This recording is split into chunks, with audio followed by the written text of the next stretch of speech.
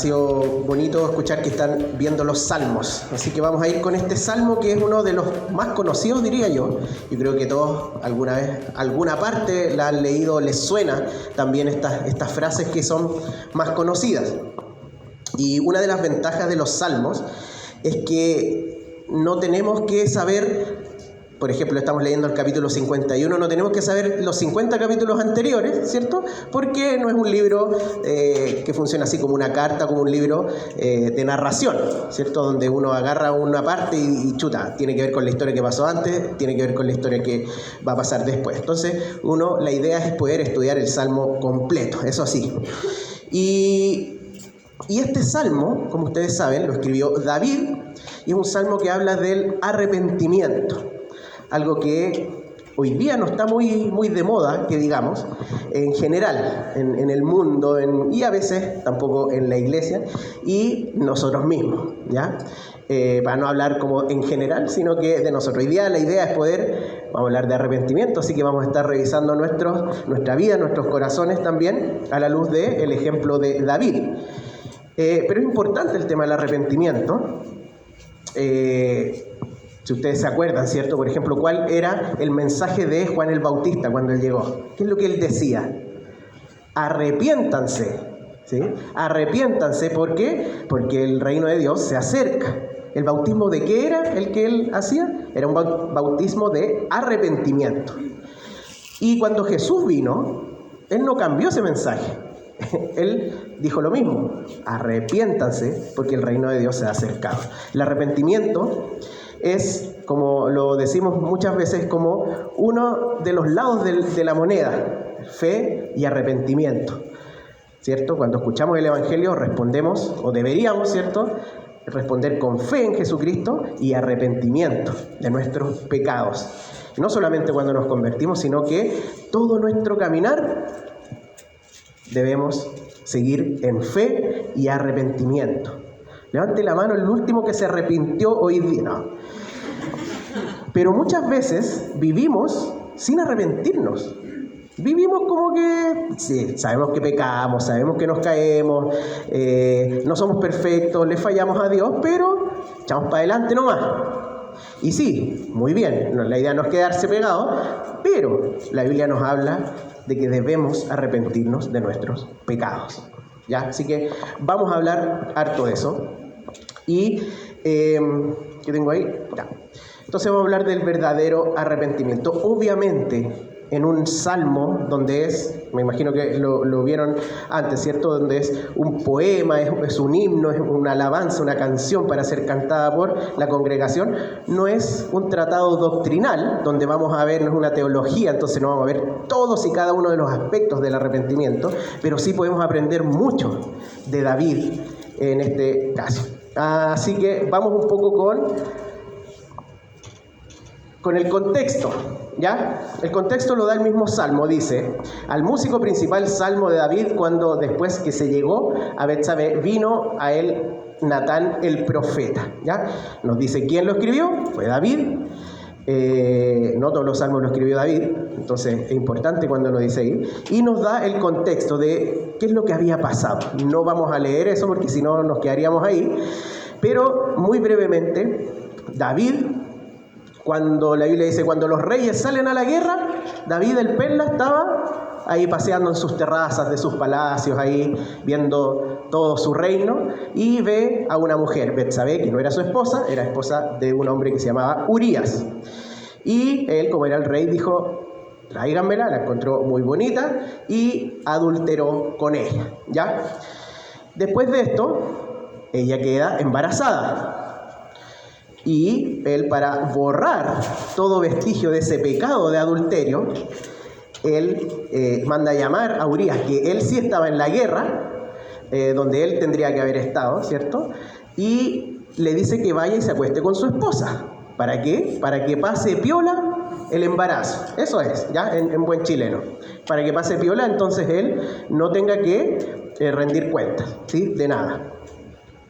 El Urías era una persona muy noble y no quiso hacerlo porque todos sus compañeros no tenían la misma opción que él, que estaban peleando en la guerra.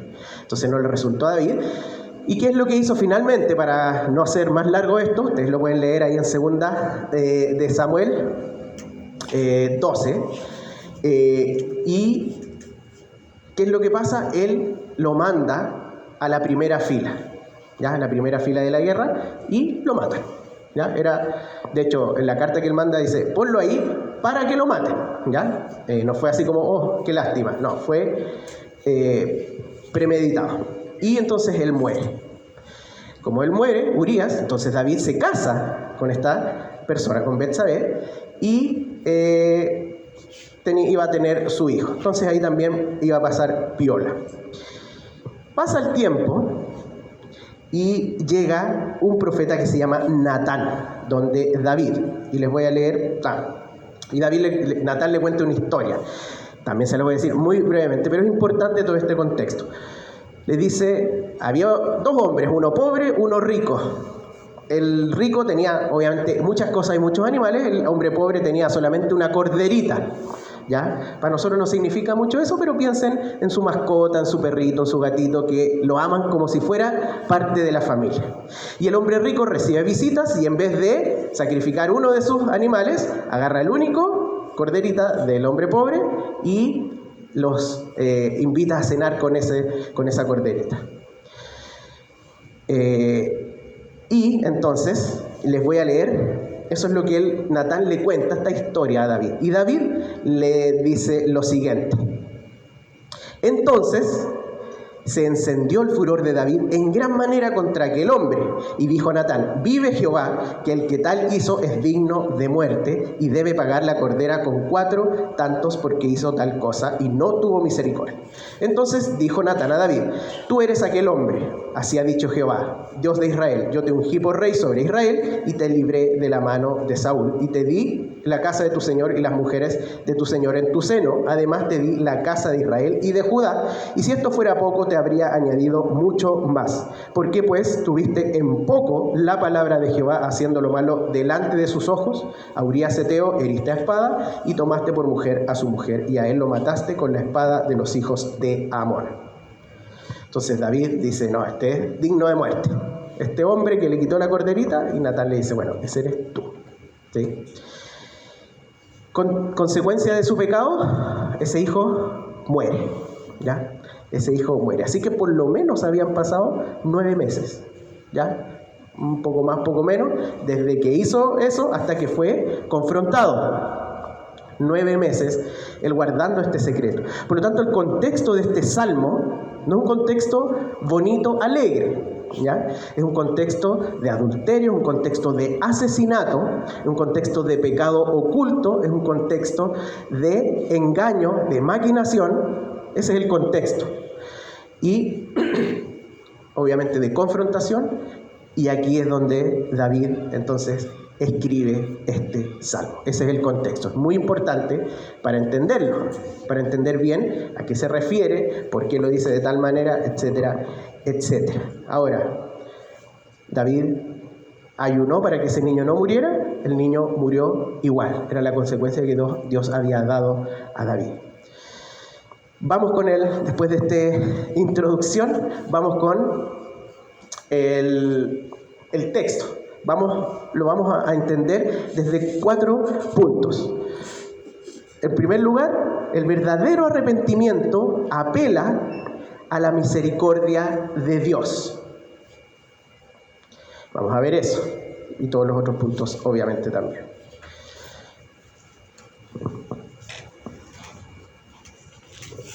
¿Qué pasa por no corchetear?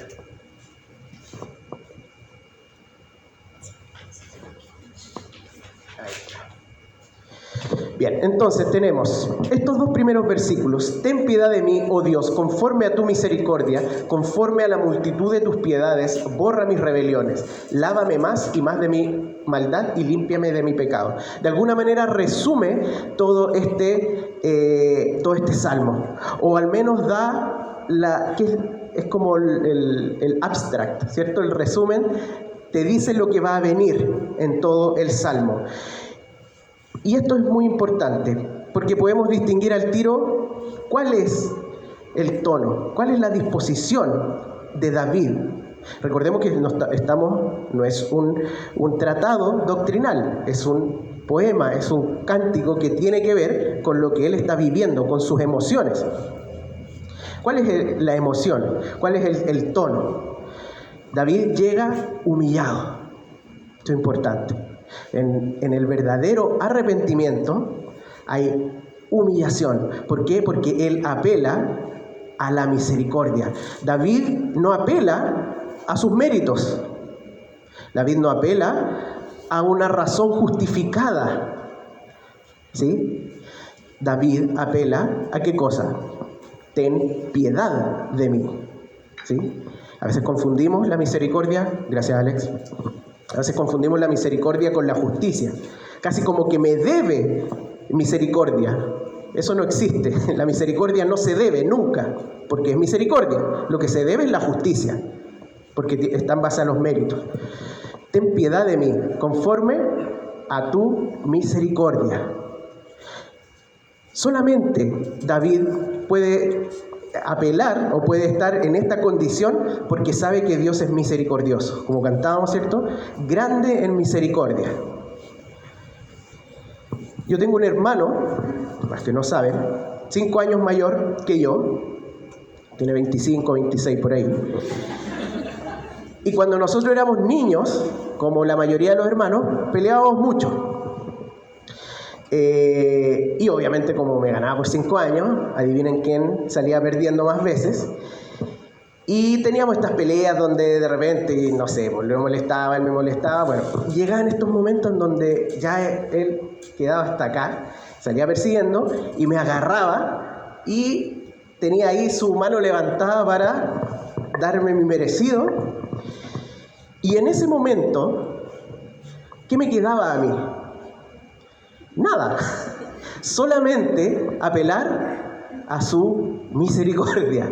Hermanito, por favor, no me pegues. Yo no le podía decir mis méritos porque le acababa de hacer algo. ¿Qué mérito me estás hablando? Tampoco podía apelar a mi propia fuerza porque era más fuerte que yo. No tenía nada más que decirle, hermanito, por favor, no me pegues. Hermanito lindo, ahí uno va tratando de acomodar mejor. Solamente podía apelar a su misericordia. En el arrepentimiento es lo mismo. No digo que Dios nos tenga así,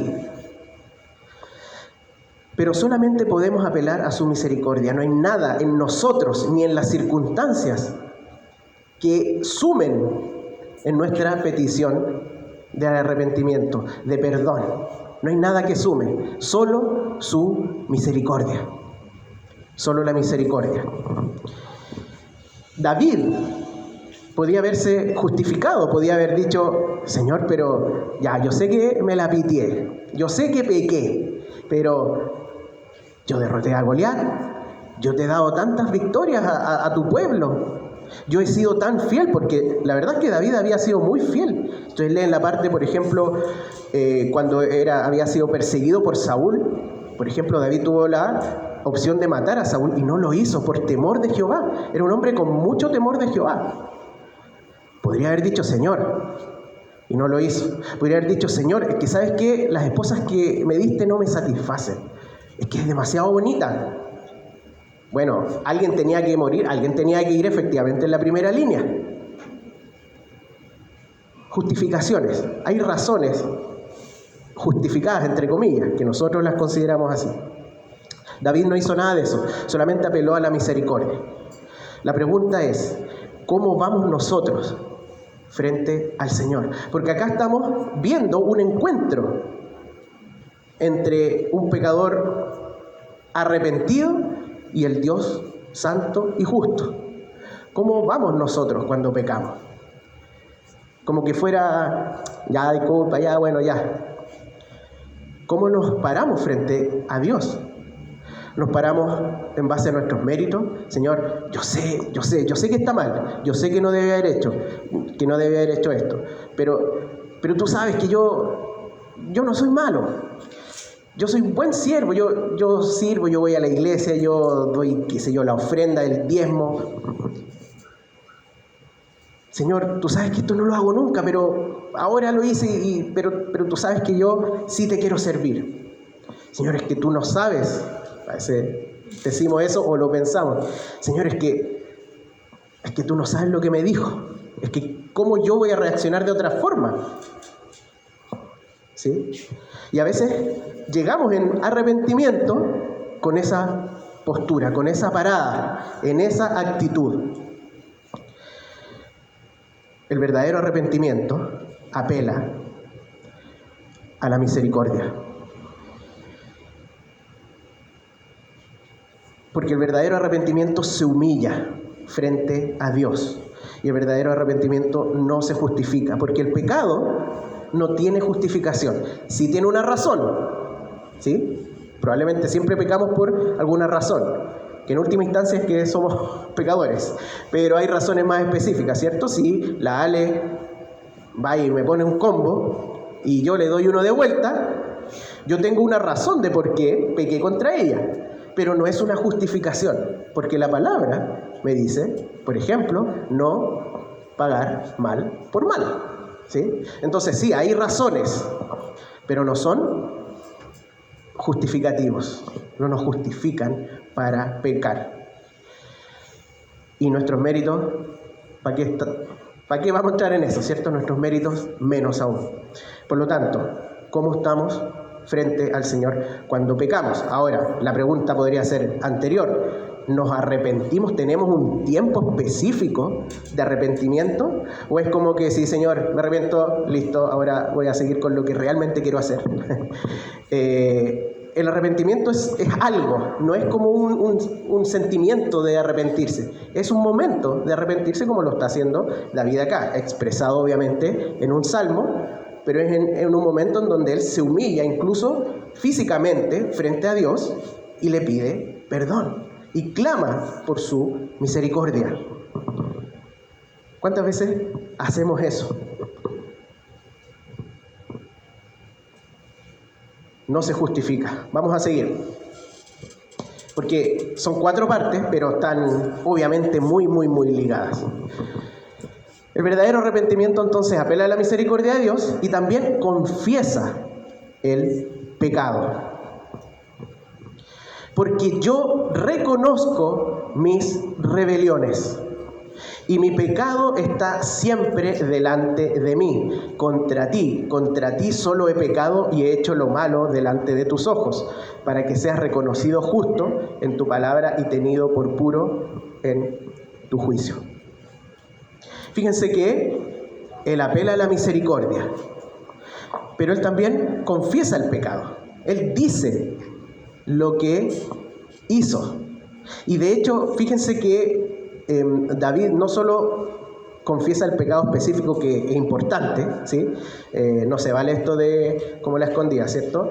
Pido perdón por mí y por todos mis pecados, así como a la ligera. No. David está en un momento de arrepentimiento y dice: yo reconozco mis rebeliones, yo reconozco que he sido rebelde contra ti, Señor. Yo soy rebelde contra ti. Y ni siquiera solo ahora, sino que reconozco mis rebeliones. Soy rebelde constantemente. La pregunta es, si David era rebelde constantemente, ¿cómo somos nosotros? ¿Sí? ¿Nos reconocemos rebeldes en rebelión contra Dios? Obviamente nosotros estamos cubiertos por la sangre de Jesucristo y hemos sido reconciliados con Él. Pero nuestra actitud y nuestro pecado siempre es rebeldía contra Dios, siempre. Por lo tanto, reconocemos nuestras rebeliones, nuestra rebeldía, no solo puntuales, sino que constantes.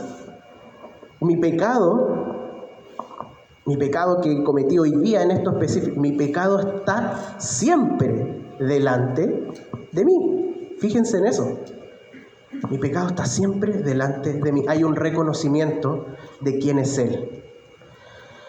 Cuando hablamos de humillarse, en el punto anterior, tiene que ver con reconocer quién es Dios, con reconocer quién soy yo y con actuar en virtud de ese reconocimiento.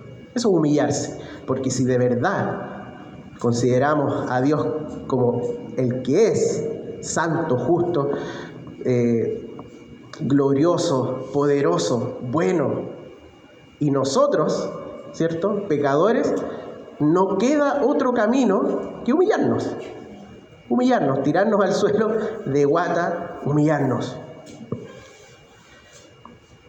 Mi pecado está siempre delante de ti. Contra ti solo he pecado y hecho lo malo delante de tus ojos. ¿Cómo que contra ti solamente? ¿No pecó contra Urías? ¿No pecó contra Betsabé? Sí, David no está negando eso.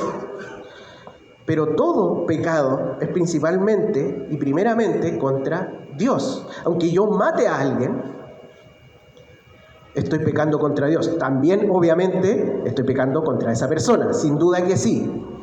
Pero estoy pecando contra Dios porque Él es el dador de vida, Él es el que creó a esa persona y Él es el que me dice, me manda, ¿cierto?, que no lo haga. Siempre nuestro pecado es contra Dios, aunque sea súper directo contra otra persona. Y esta parte es muy importante. Y he hecho lo malo delante de tus ojos. La confesión de pecado, para nosotros confesar, tiene que ver solamente con decir, lo hice, ya sí lo hice. Eso es confesar. Pero es más profundo que eso. Tiene que ver con ponernos en el lugar de Dios, en el sentido de cómo vemos el pecado. Lo vemos como Dios lo ve, no como nosotros lo sentimos, ¿sí? Muchas veces nosotros pecamos y creemos que estamos arrepentidos porque nos sentimos mal. Y después creemos que hemos sido restaurados porque ya no nos sentimos mal. Y muchas veces nuestro criterio es simplemente cómo me siento. Entonces, si pecamos y no me siento tan mal, entonces no estoy viendo, y no lo considero así, entonces no lo estoy viendo como Dios lo ve, ¿sí? Si peco y no me siento mal, pero reconozco mi pecado y le pido al Señor poder verlo como Él lo ve, entonces me estoy arrepintiendo realmente. No tiene que ver solamente con cómo me siento, tiene que ver con reconocer el pecado como Dios lo reconoce. Por ejemplo, generalmente los pecados sexuales o los pecados que tienen que ver con las parejas, nos sentimos bien. Como que, sí, yo sé que estoy mal, pero igual me siento bien al hacerlo, ¿sí? Y cuando pasa mucho tiempo en todas estas cosas, de repente no me siento tan mal. Y ahí es posible que uno pueda decir, oye, a lo mejor esta cuestión no es tan mala, po. A lo mejor no es tan malo como este pastor dice, o como mis amigos, mis hermanos me dicen, o como la Biblia dice, o qué sé yo. ¿Por qué? Porque yo no me siento tan mal. Pero ese no es el criterio. ¿Cuál es el criterio? Los ojos de Dios. Ese es el criterio de lo malo que es el pecado. Ya, pero ¿cómo yo voy a ver a través de los ojos de Dios? A través de su palabra. A través de conocer, porque Él se reveló a nosotros y nos reveló, por ejemplo, la ley. Si lo ponemos en esa perspectiva, la ley es poder ver a través de los ojos de Dios. Es como Dios ve el robo, por ejemplo, la mentira, pensando en los 10 mandamientos, el adulterio, la idolatría, el no darle la gloria a Él, el deshonrar a tus padres, porque eso tendría algo de malo. Nosotros sabemos porque Dios nos dio su visión de esas cosas, en su palabra. Por lo tanto, cuando nosotros confesamos el pecado, debemos decir, he hecho lo malo delante de los ojos, aunque no me sienta mal. Ojalá que sí, el Espíritu Santo sí está ahí, pero me imagino que a todos les ha pasado que han estado tanto tiempo en pecado. Yo puse el ejemplo de los pecados sexuales, pero estamos llenos de otros pecados, ¿cierto? Temas de orgullo, esas mentiras que son chiquititas, pero que siempre las lanzo y que después ya salen solitas y hasta yo me la creo y no me siento mal. No, estamos viéndolo con nuestros propios ojos y estamos diciendo eso no es malo, a algo que Dios dice que sí es malo. Es importante el arrepentimiento. No es tan sencillo. No es lo mismo que el remordimiento. No es lo mismo que no querer sufrir las consecuencias.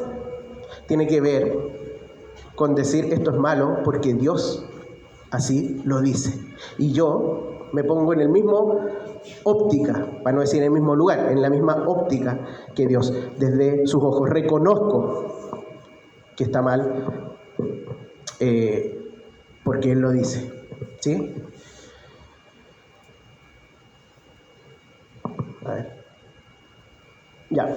Para que seas reconocido justo en tu palabra y tenido por puro en tu juicio. Esta frase es un poco difícil de entender bien el sentido.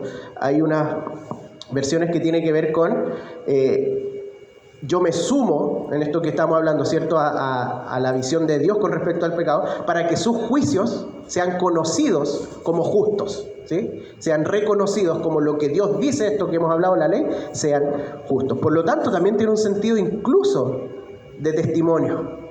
Tiene un sentido de dar a conocer lo que Dios dice a través de cómo yo vivo. Y no de una manera perfecta, sino que de cómo yo me arrepiento. Como yo considero mi propio pecado, puede dar testimonio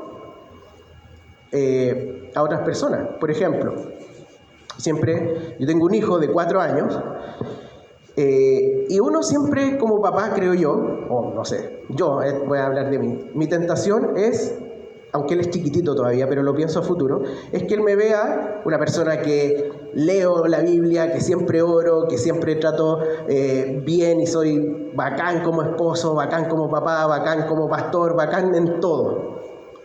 Pero eso es imposible. ¿Qué es lo que yo le puedo mostrar? Que cuando yo peco, reconozco mi pecado y me arrepiento. Eso es lo mejor que yo le puedo mostrar a mi hijo. Porque si yo le muestro que yo soy casi perfecto, voy a crear en él un legalista o cualquier otra cosa, ¿sí? Desde mi parte, obviamente el Señor es soberano. Lo que yo le puedo entregar a Él es que cuando yo peco, poder arrepentirme y que Él lo pueda ver. Entonces tiene un sentido esto, incluso evangelístico, incluso de discipulado. He aquí, en maldad he sido formado y en pecado me concibió mi madre. He aquí, tú amas la verdad en lo íntimo y en lo secreto me has hecho comprender sabiduría. Y aquí uno dice, bueno, ¿por qué David ya está bien, está pidiendo perdón por sus pecados y todo, pero se fue en volada, pues se llegó hasta antes de nacer? Sí, David está necesitado de la misericordia de Dios y está confesando no solo lo que ha hecho, sino quién es Él. Él es un ser humano caído y que está inhabilitado para no pecar. Y solamente necesita al Señor, solamente necesita la misericordia de Dios, porque no hay nada más. Eso es lo que Él está diciendo. En maldad fui formado, he sido formado, en el pecado me concibió mi madre, ¿sí? Su naturaleza caída. Todos nosotros tenemos naturaleza caída. Y muchas veces queremos presentarnos de otra manera. Un poco el ejemplo que les daba con mi hijo. Queremos presentarnos con otras personas, ¿sí? Y yo entiendo, hay un testimonio, ¿cierto? Pero el testimonio no es en base a una imagen que no es verdad, ¿sí? Yo no puedo mostrarme como que en este aspecto, no sé, en el aspecto, no sé, de orgullo, no tengo atado, soy súper humilde, si en verdad tengo una lucha, ¿sí? Eso no es dar testimonio, eso es engañar, ¿sí? Porque quiero proyectar algo que no soy, ¿ya? Que tampoco quiere decir que uno va a andar ventilando todos sus pecados a todas las personas en redes sociales, en todos lados, ¿sí? Pero uno tiene un círculo de personas cercanas en donde uno sabe si está ocultando quién es uno realmente, su pecado o no. Entonces es importante. Y al final dice, y en lo secreto me has hecho comprender sabiduría. Esta frase también no se sabe bien o es difícil identificar a qué se refiere, pero probablemente tiene que ver con justamente con lo íntimo saliendo a la luz en este contexto de arrepentimiento, ¿sí? En lo íntimo me has hecho, en los secretos me has hecho comprender sabiduría. Entonces, el arrepentimiento confiesa el pecado.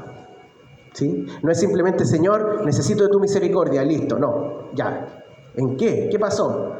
Pequé en esto, hago esto, siempre está mi pecado acá, siempre estoy cayendo en esto, Señor.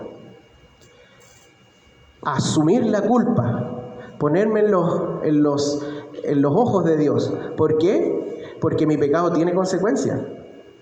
Y si el Señor dice que no, debe haber una consecuencia. Vamos a retomar ese tema al final. Pero yo asumo la culpa, yo asumo que soy culpable.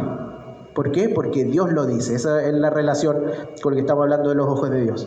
Sí, yo soy culpable, Señor, porque tú lo dices. No porque me siento así, no porque no me siento así, o porque mi hermano me dijo, no, está bien, eso no te hagas atado.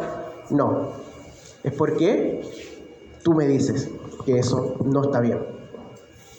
Asume la culpa y reconoce la condición y la necesidad. Debemos constantemente estar reconociéndonos quiénes somos. Somos pecadores redimidos, sin duda que sí, somos redimidos y también vamos a tocar eso al final, pero somos pecadores y a veces nos olvidamos. No nos olvidamos, quizás en nuestra mente no, en las frases de nuestra mente no, pero cómo vivimos, muchas veces sí. Quizás pasamos semanas, meses sin arrepentirnos, sin orar al Señor pidiéndole, Señor, he pecado, perdóname. Y lamentablemente nos apretamos más cuando empezamos a recibir las consecuencias. ¿Sí?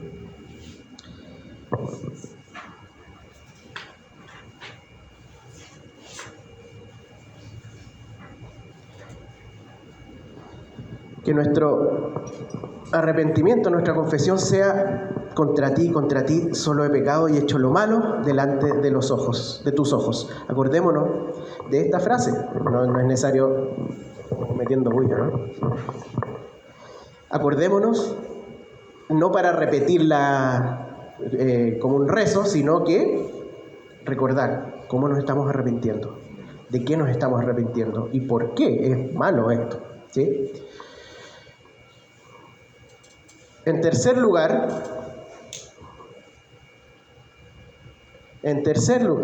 no funciona bien. Busca la restauración, ¿sí? El arrepentimiento entonces tiene que ver con la misericordia de Dios solamente, no con nuestros méritos. Asume la culpa, confiesa el pecado, pero también busca la restauración. Dice, purifícame con hisopo y seré limpio, lávame y seré más blanco que la nieve, hazme oír gozo y alegría y se recrearán los huesos que has abatido. Esconde tu rostro de mis pecados y borra todas mis maldades. Fíjense que aquí el lenguaje cambia un poquito. Ahora le está haciendo una petición a Dios. Aquí era, yo he hecho esto, mi pecado está acá, soy rebelde, así fui concebido, y ahora es, Señor, purifícame, lávame, hazme oír gozo, se recrearán mis huesos, esconde tu rostro de mis pecados, borra, ¿sí? Si seguimos, creo que sigue. Crea en mí, oh Dios, un corazón limpio y renueva un espíritu recto dentro de mí. No me eches de delante de ti y no quites de mí tu Santo Espíritu. Vuélveme el gozo de tu salvación y espíritu noble me sustente. ¿Se fijan? Hay un cambio acá. Y a veces nosotros nos gusta entender, no sé, las cosas al revés.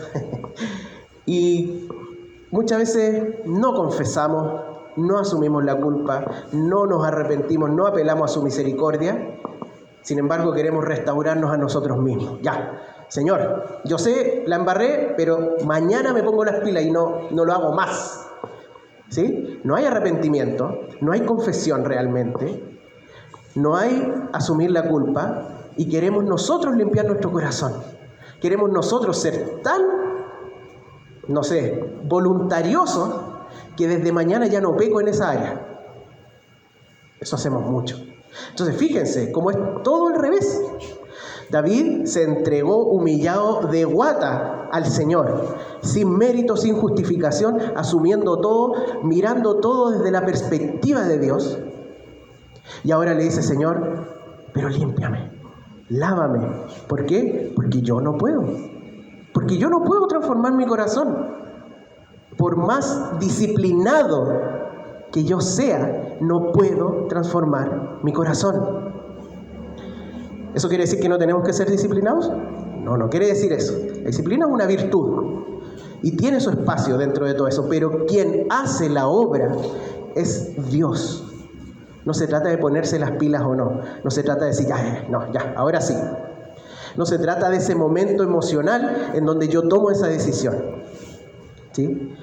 Está bien ese anhelo de no querer pecar, sin duda que sí. Pero no llevemos esa carga nosotros, porque no la podemos llevar. No podemos llevarla. No quiere decir que debemos ser pasivos en nuestra lucha por la santidad. Solamente estamos hablando de quién es el que hace la transformación, la pureza en el corazón. Me quería ir para atrás y me fui para adelante. No sé si lo estoy haciendo yo.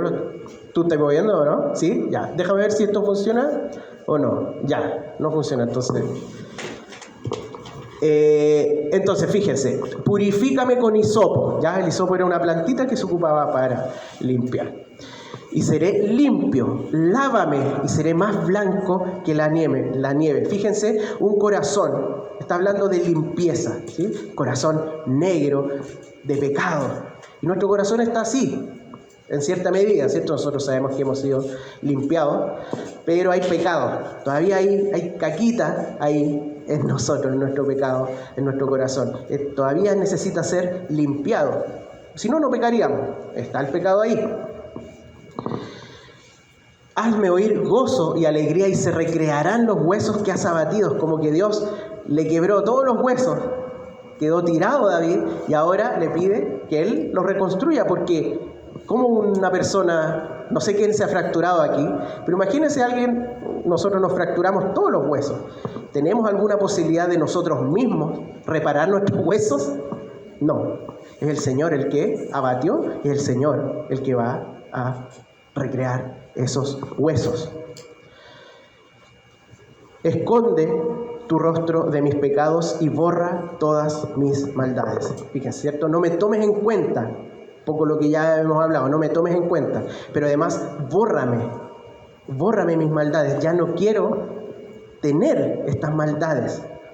Necesitamos ese anhelo, sí, sin duda. Ese anhelo es importante, da cuenta de un verdadero arrepentimiento, pero ese anhelo lo debemos canalizar en una petición, en clamar a Dios para que el Señor nos limpie y obedecerle, obviamente. Entonces fíjense que David no está solo pensando en su pecado pasado, por decirlo de alguna manera, sino que también está pensando en su pecado futuro, que no quiere caer en ese pecado. Entonces le dice: Señor, perdóname por lo que hice, pero Señor, yo no quiero seguir haciéndolo. No quiero seguir pecando. Por favor, limpia mi corazón, porque de mi corazón es donde proviene, como decía Jesucristo, ¿cierto? De ahí provienen los homicidios, las mentiras, las peleas, todo de nuestro corazón. Señor, límpiame mi corazón. Entonces, no está solo, y esto da cuenta de un verdadero arrepentimiento. No quiere sentirse bien nomás, sino que no quiere volver a hacerlo nunca más. No quiere volver a caer en esto.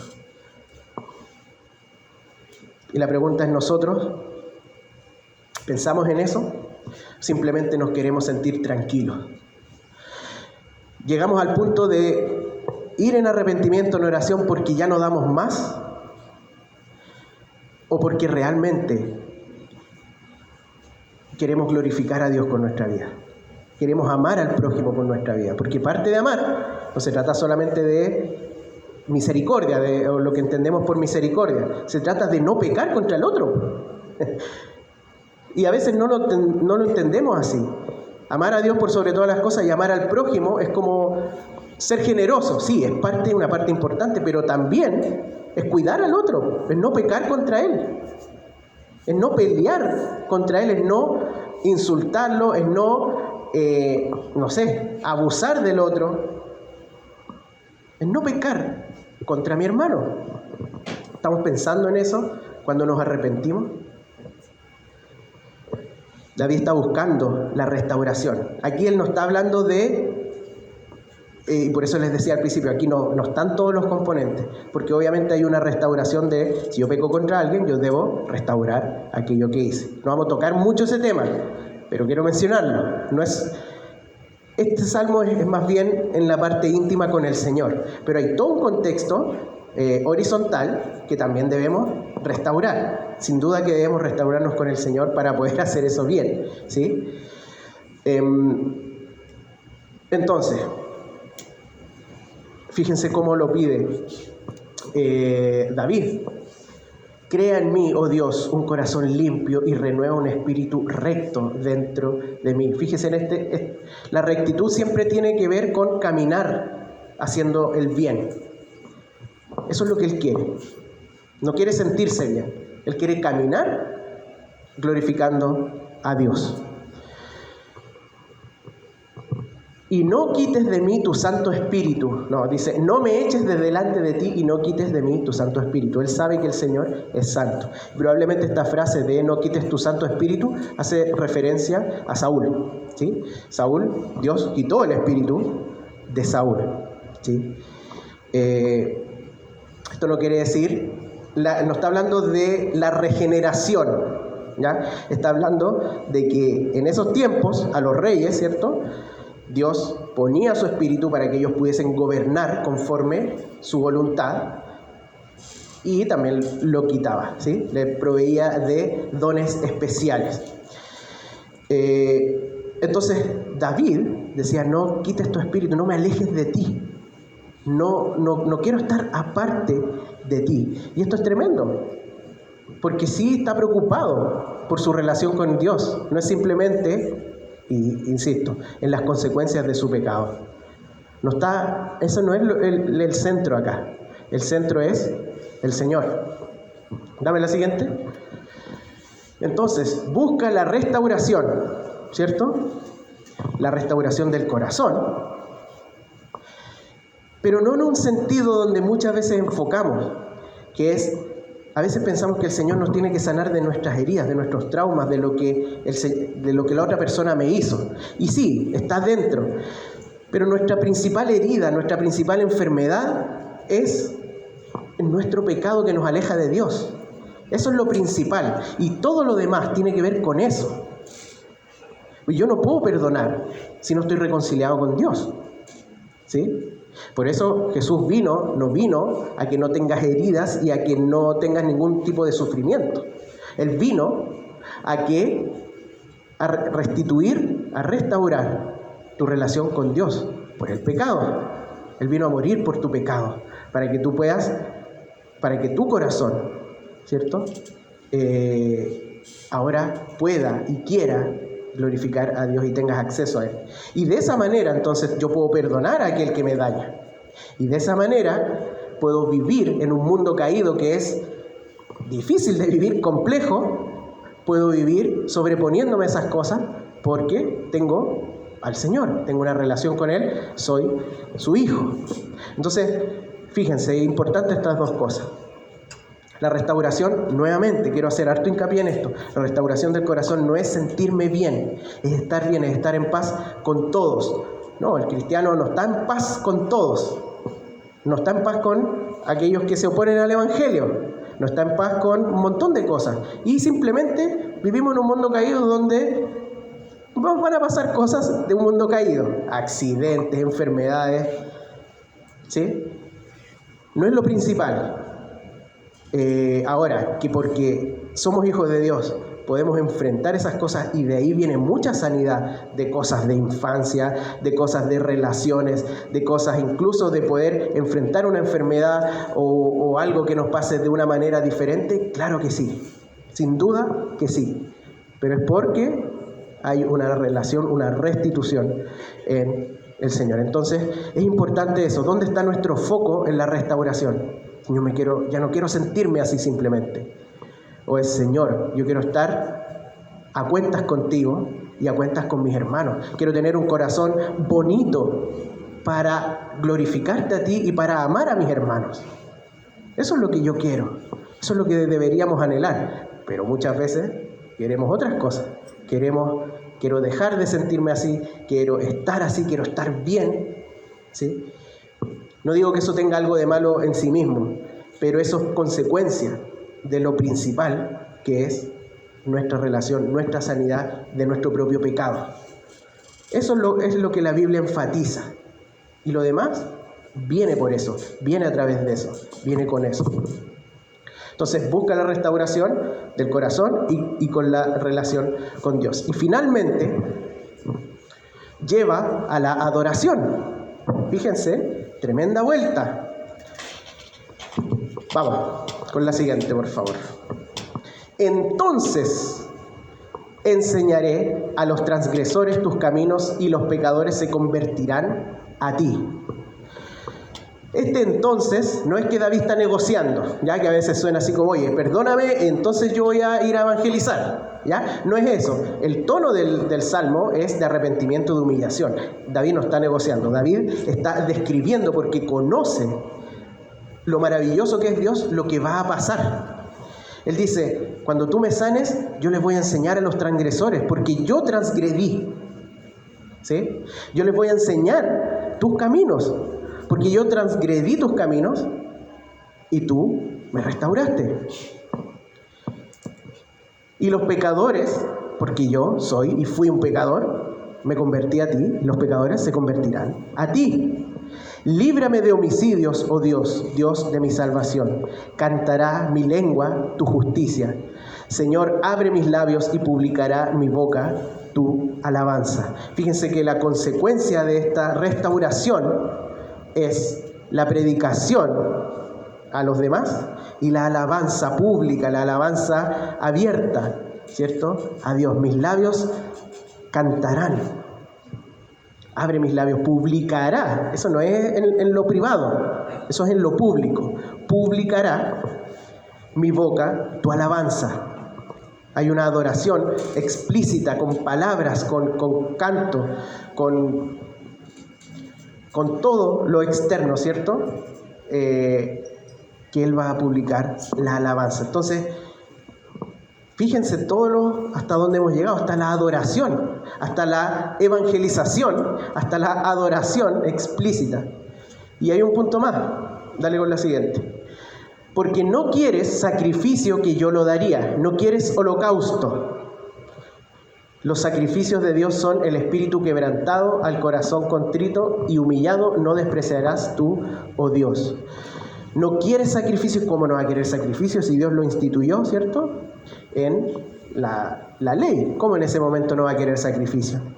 El punto es que Dios no le importan los sacrificios por el sacrificio mismo, ¿sí? El sacrificio, ¿con qué tenía que ver? Con pedir perdón, con adoración. Y sin embargo el corazón, imagínense cuántos sacrificios Él hizo durante estos 9 meses. Probablemente él cumplió. Hay sacrificios que hacían solo los sacerdotes y había muchos sacrificios diarios que hacía todo el pueblo. Por lo tanto, Él podía ir y hacer sacrificios. ¿Cuántos sacrificios debe haber hecho Él sin estar arrepentido? Con un corazón lejos de Dios. Y aquí dice, tú no querías esos sacrificios. Lo que tú querías es que yo me humillara frente a ti. Es que yo me arrepintiera. ¿Cuántas cosas hacemos en la iglesia? ¿Cuántos consejos damos? ¿Cuántas sermones podemos predicar? ¿Cuántos temas podemos dar? ¿Cuántos discipulados podemos hacer? ¿Cuántas cosas podemos hacer para servir al Señor? Y nuestro corazón está lejos del Señor. No digo que todo eso queda manchado. Hay cosas que también, ¿cierto? El Señor nos usa como estemos. El Señor es maravilloso. Pero eso no quita que muchas veces hacemos muchas cosas y nuestro corazón está lejos. ¿Les ha pasado que alguien les dice, oye, bacán lo que me dijiste? Y uno por dentro está como, oye, yo estoy dando jugo. Que no sea eso. la razón de decir, entonces está bien. Porque no es lo que estamos viendo a través de los ojos de Dios. El Señor dice, y aquí Él lo dice, no querías esos sacrificios. No querías que yo simplemente cumpliera lo externo. Lo que tú querías era que yo me humillara y me arrepintiera a ti. Dame la siguiente. Estos dos últimos versículos, ya estamos terminando, estos dos últimos versículos probablemente se añadieron después en un sentido de, porque todo esto es congregacional, o sea, eran canciones, himnos que se cantaban cuando estaba el pueblo de Israel junto. Entonces, aquí le da el sentido comunitario, que es importante también para el arrepentimiento, para la adoración. Y dice, haz bien con tu benevolencia a Sión, edifica los muros de Jerusalén. Entonces te agradarán los sacrificios de justicia, el holocausto y ofrenda del todo quemada. Entonces ofrecerán becerros sobre tu altar. Fíjense, por lo menos el Salmo no descarta los sacrificios, sino que dice, entonces te agradarán. ¿Sí? Porque viene de un pueblo que se ha humillado ante el Señor. ¿Sí? Pablo decía, algunos predican porque quieren, no sé, en ese momento ellos querían como ser más que Pablo, entonces por contienda, por no sé qué, pero ellos predican igual. Y él decía, súper bien. Sí, bien porque alguien está escuchando de Cristo, no bien por cómo lo están haciendo ellos, ¿sí? Entonces, a veces pensamos que, bueno, sí, yo ando súper mal, pero mientras esté haciendo cosas que el Señor dice y cosas externamente que se ven bien, entonces ando bien. Porque la gente tampoco me va a decir, oye, súper bien lo que estás diciendo, pero mira tu corazón. No nos dicen eso. Pero nosotros sabemos, y si no sabemos, pidamos al Señor que nos muestre. El punto es que parte de la adoración también es nuestra vida en santidad. Entonces, fíjense, la verdadera arrepentimiento en esta parte nos lleva a adoración de predicación a otros. Enseñaré a los transgresores, porque nosotros hemos sido transgresores y podemos dar ese testimonio. Alabaré a Dios con todo y andaré viviendo en justicia con estos sacrificios, ¿cierto? Como dice Romanos 12:1, ahora nosotros no hacemos sacrificios con animales, sino que nosotros mismos somos sacrificio vivo. Nuestra vida es el sacrificio a nuestro Señor. Dame la siguiente. Y ahí están las tres, ¿cierto? El verdadero arrepentimiento lleva a la adoración en predicación, en alabanza y en santificación. Eso es lo que produce. Imagínense, a veces estamos mal, pecamos y queremos darnos un salto y nos imaginamos y nos queremos poner las pilas, ya mañana voy a salir a predicar y voy a alabar y voy a vivir una vida en santidad, y nos saltamos todo lo otro, toda la confesión, la humillación, el apelar a la misericordia, la restauración, el estar pidiéndole constantemente a nuestro Dios que nos sane, que nos restaure. Queremos saltarnos y nos queremos poner las pilas. Está bien querer ponerse las pilas, pero recordar quiénes somos y quién es Dios y cómo Él nos lleva. Entonces, para ir cerrando esta parte y vamos a leer un último versículo, dice, el verdadero arrepentimiento entonces apela a la misericordia de Dios, confiesa el pecado, busca la restauración y lleva a adoración. Tremendo el arrepentimiento. Fíjense, arrepiéntanse porque el reino de Dios se ha acercado. Y después vemos el testimonio de los discípulos que se arrepintieron y ellos vivieron de esta forma. Obviamente nosotros no vamos a hacer lo mismo, pero el crecimiento espiritual, el crecimiento como cristiano está muy relacionado con el arrepentimiento, porque el pecado, aunque no nos corta la relación que tenemos con Dios, porque eso está forjado en la muerte de Cristo y no hay pecado de nosotros que pueda cortar eso, sí lo obstaculiza. Yo tengo mi papá, siempre voy a ser su hijo. Yo puedo en 5 años no llamarlo, no irlo a ver y no tener idea de él. Y eso no me hace no ser su hijo, pero me hace ser un hijo muy mal agradecido y una relación muy fría, ¿sí? Entonces el pecado sí afecta, no nos hace que no seamos hijos, pero sí afecta. Por lo tanto, nuestro crecimiento, si queremos ser personas que predican, personas que alaban a Dios y personas que viven en santidad, entonces debemos reconocer nuestro pecado y arrepentirnos. Y por último, leer este versículo de 1 de Juan, que dice: si confesamos nuestros pecados, Él es fiel y justo para perdonar nuestros pecados y limpiarnos de toda maldad. ¿Por qué Dios es fiel y es justo al perdonarnos, si hablamos de que era simplemente misericordia? Porque nuestro perdón es a través de Jesucristo. Como Jesucristo ya pagó, Dios hace justicia cuando nos perdona, porque estamos en Jesucristo. Tenemos su justicia. Él ya pagó por nuestros pecados. Y esa es la libertad que hoy día tenemos. Todas estas cosas que David pedía del corazón limpio, de que no apartes mi espíritu, nosotros que estamos en Jesucristo sabemos que su espíritu no nos abandona, que nuestro corazón está siendo lavado y limpiado día a día solamente por el sacrificio de Cristo y porque el Espíritu de Cristo, el Espíritu de Dios, vive en nosotros. No sé, no los conozco a todos, si de repente estoy hablando de pecado y como que, ¿qué es esto? Podemos conversar después, pero Jesucristo vino a morir por este pecado, por este corazón que nos insta, que nos lleva a hacer todas estas cosas que ante los ojos de Dios están mal. No se trata de ser moralista, no se trata de decir, ya hay que dejar de hacerlo, no. Se trata de humillarnos a Dios y de acudir al único que puede transformar nuestros corazones y que Él lo está haciendo y lo hizo principalmente con el sacrificio de Jesucristo. Así que este es el ánimo hoy día con este salmo, chiquillos, señores, ya me puse a orar al tiro. Este es el ánimo, a que podamos mirarnos a nosotros en este contexto tan extraño donde hay muchos polos. Si hablamos del tema de la pandemia, hay unos que piensan para este lado y hay unos que piensan para este lado y todos los matices entre medio. Y cuando uno está por ahí, uno piensa, oye, este compadre, ¿y cómo se le ocurre? Pum. Y pecamos muchas veces, hemos pecado mucho. También el tema político.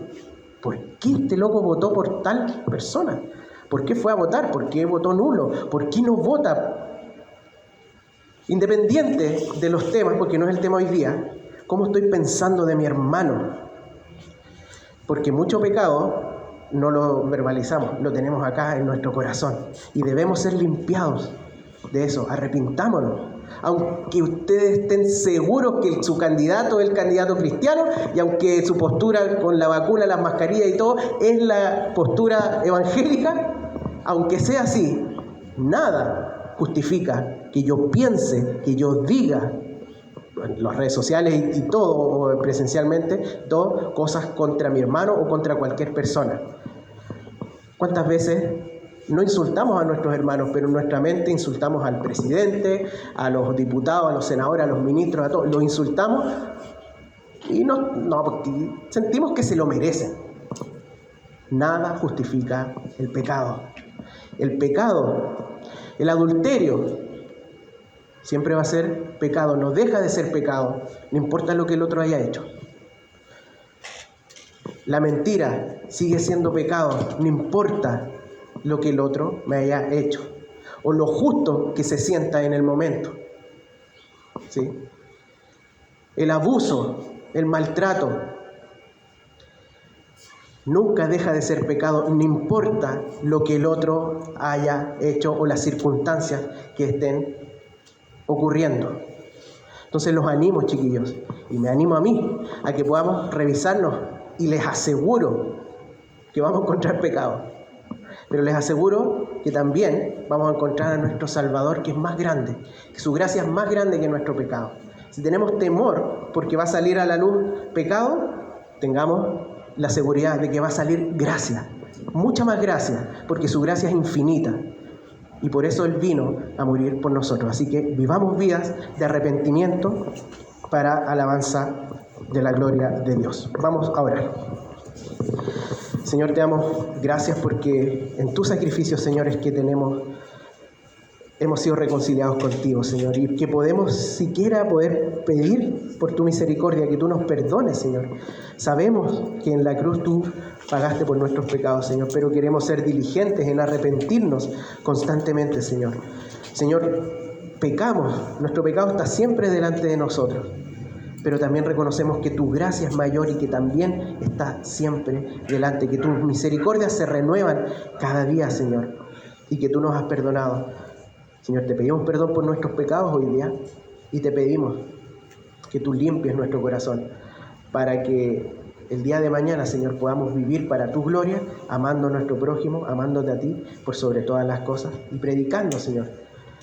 Queremos ser una iglesia que predica, que te alaba y que vive vidas que te honren, Señor. Necesitamos vivir con fe y arrepentimiento. Te agradecemos por esto y lo pedimos en el nombre de Jesús. Amén.